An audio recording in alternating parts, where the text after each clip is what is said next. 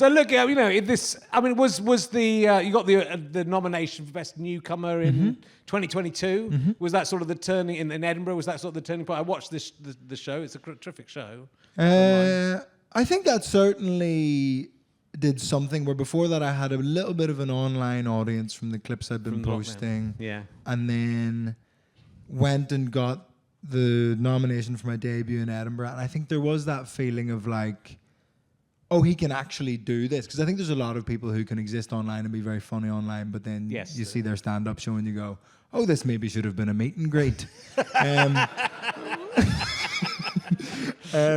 But I think that was a little sign-off thing, and I was very lucky I got to tour my first Edinburgh show, which I think very few people get to do. Yes.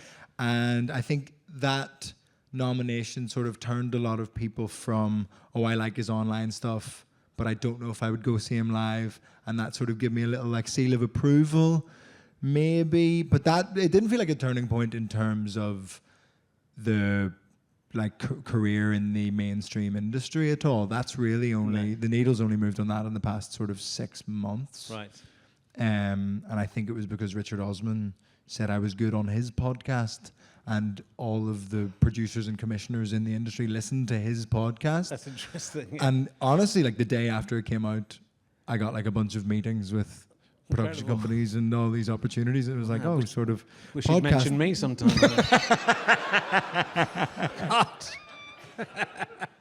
It's a great show, though, and what I love about it, so it's called Translations. It's called Translations, yeah. So, which is...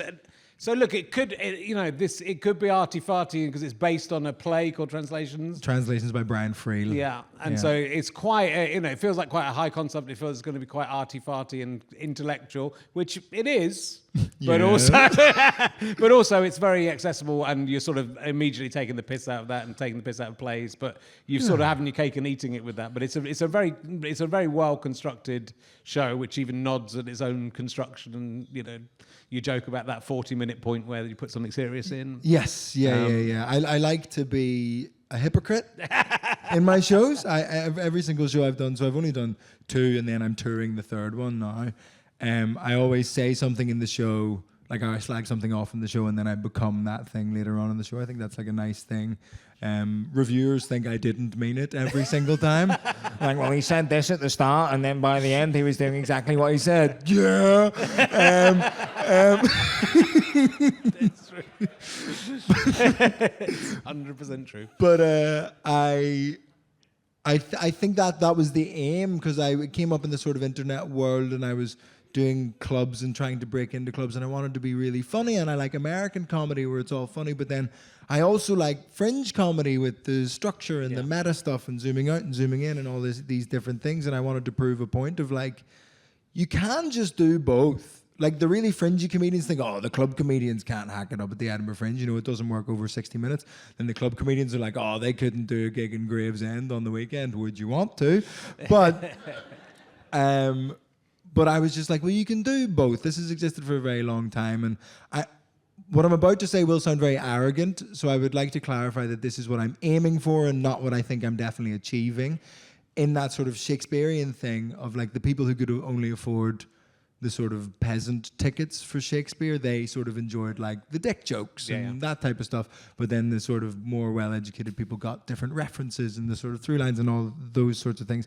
And I think that's what I'm striving for every single time. Whether I'm achieving that or not is for... Well, look, you put it up online for free, which is, again, what people tend to do now with their specials.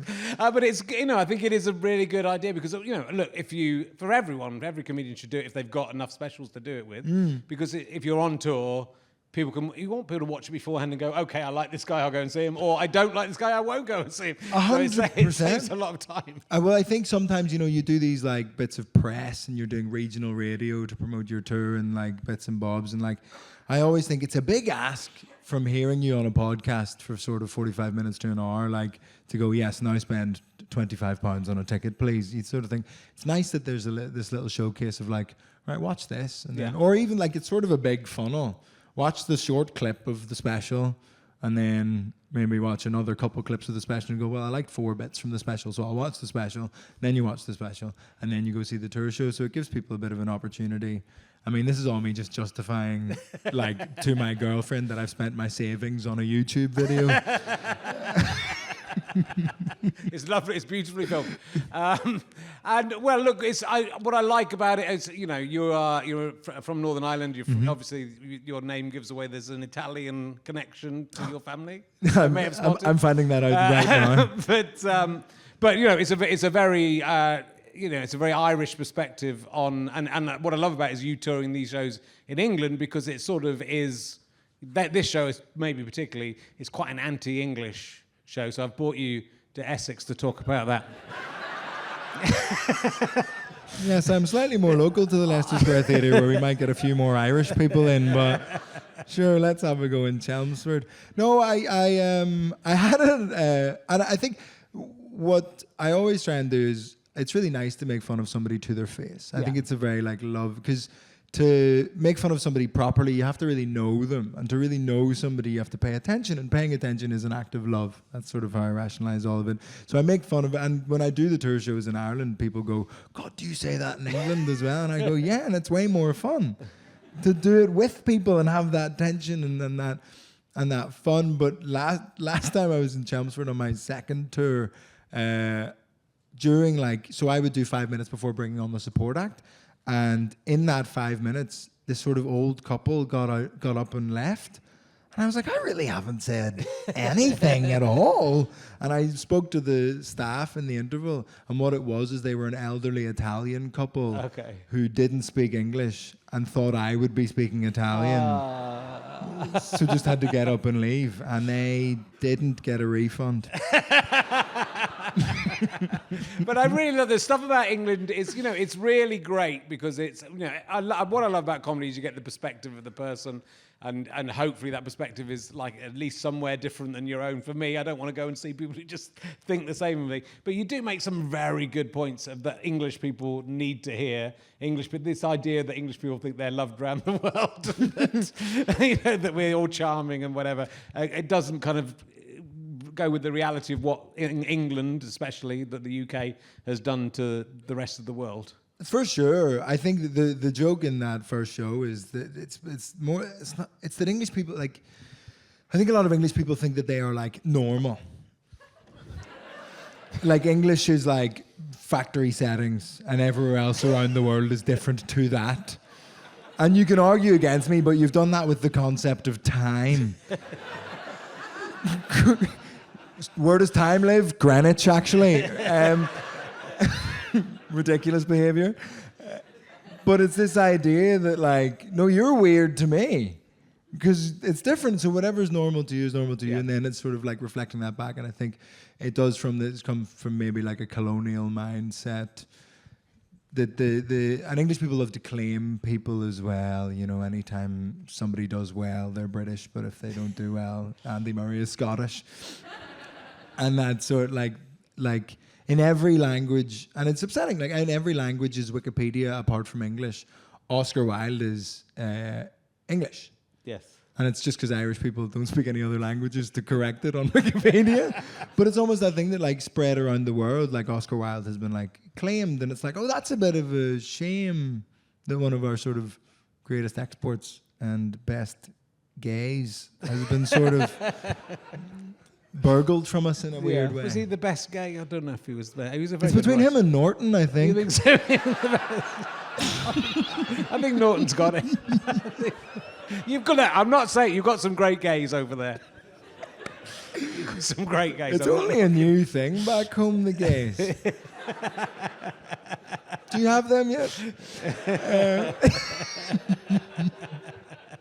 But I think you are exactly right, and I think English people just don't. I think just to do an entertaining show about that, and just to reveal a little bit of truth to make people just think. I think that's true of nearly everyone. Sort of thinks, everyone thinks I'm normal. For wherever sure. they're from, and actually, and you'll laugh. The idea of laughing at other cultures is like, oh, they do things that way. Think, oh, maybe the way I'm doing it is wrong. Yeah. So like, and that's a problem with a mindset, right? And that's the problem with with the mindset that we have in our country at the moment, which is why we're in a mess, which you're enjoying, I can see. Yeah, and I try to make a point of, like, in pretty much every show, I think I've spoken about the fact that my, like, grandmother was a refugee. Like, that's the Italian side of my family. They came over as refugees and opened an ice cream shop, and it was nice. And and just sort of chuck that in as, like, you know, like these people had a hard time, and the Irish people had a hard time for a long time, and it's not to start a sort of league table of who's been the most oppressed over history, but, like, I do think, like, there's just that there is a little bit of there's only so many things you can teach kids in school, but I find it frustrating as someone from Belfast that, like, so few English people know about what happened 30 years ago, like, right next door, and then for years and years before that as well. And, like, I think it's just very jarring to come over and have people make the sort of potato jokes or any of those, like, lazy things where, and that's probably an example of that, like, making fun of someone where you haven't paid attention. You know, they're just basing it on very, very surface things, and we're all guilty of that with different cultures, but that was something I wanted to highlight a little bit in the show. And then there's a bit in the show where I talk about, like, actually sort of slightly heavier experiences of that, but I hope, like, trying to get in and out of that in a light way is always what I'm aiming to do. You know, you got nominated, and it's a great show. It really is. It's a lovely show, and it's very, you know, but it's funny, and I think that's the important thing. And sometimes these shows are good. These shows, award-nominated shows. I think you even say this in the show, but they're good, but they're quite serious a lot of the time, or more serious than funny. And I think it's important to make sure. You know, for me, I think having some laughs from the audience is quite an important part. Remember, I had a friend. We're not doing very well in this bit. Saved it. Saved it with my comedy genius.